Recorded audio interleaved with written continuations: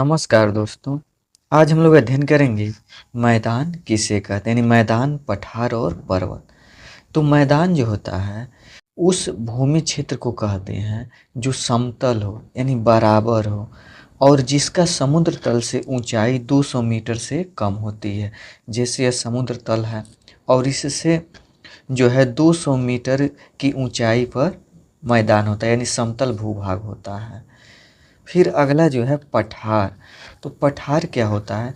तो धरातल का ऐसा स्थल जो अपने आसपास की ज़मीन से पर्याप्त ऊंचा होता है, यानी धरातल से ऊंचा होता है, और जिसकी ऊपरी भाग चौड़ा और सपाट होता है। पृथ्वी सतह से इसकी ऊंचाई 600 मीटर तक होती है। यानी जैसे यहाँ पर फिगर में, यहाँ पर जो इसकी ऊंचाई जो होती है पृथ्वी सतह से 600 मीटर तक ऊंची होती है।